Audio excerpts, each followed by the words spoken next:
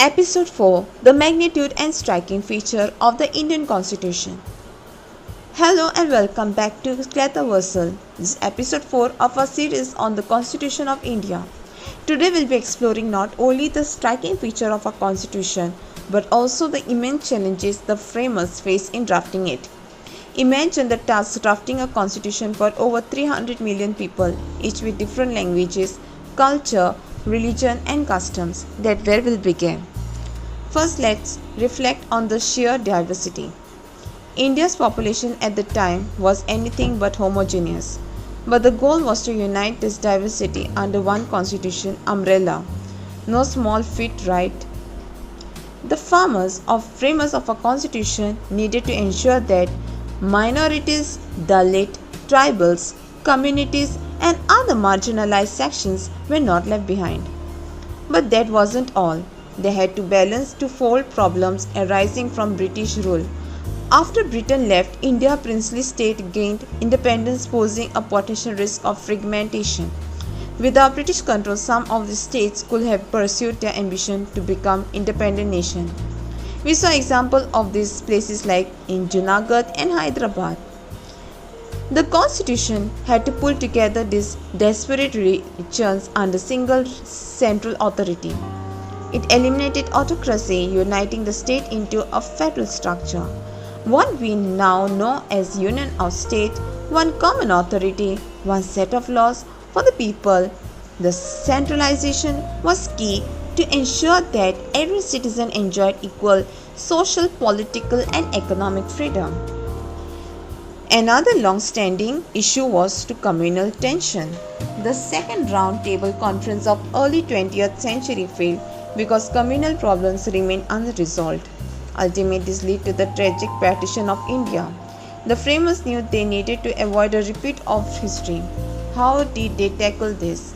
By abolishing separate electorates that had divided our political life and instituting reservations for historical marginalized groups like scheduled castes and scheduled tribes. Initially, reservations were meant for just 10 years, but they continued through amendments even today. And now, let's talk about the document itself. Our constitution is often called a comprehensive document, and rightly so. It started with 395 articles along 22 parts, and over time, we have added many more through amendments, unlike countries like US or Australia, where constitution only focus on federal structure. India's constitution provides for both the central and state government. It also has special provision for tribal and scheduled areas to protect their autonomy and welfare.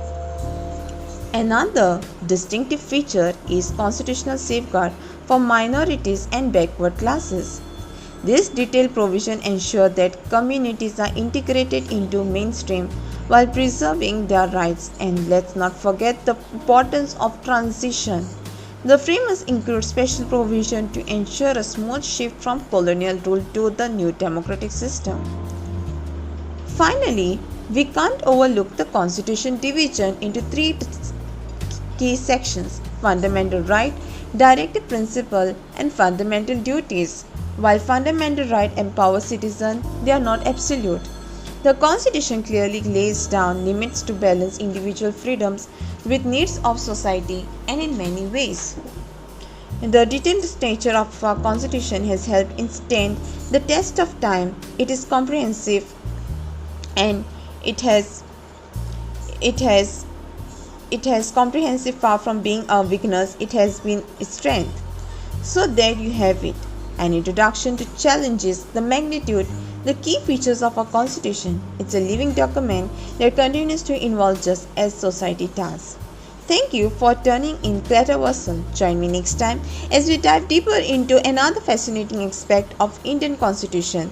Until then, stay informed, stay curious. Thank you and have a nice day.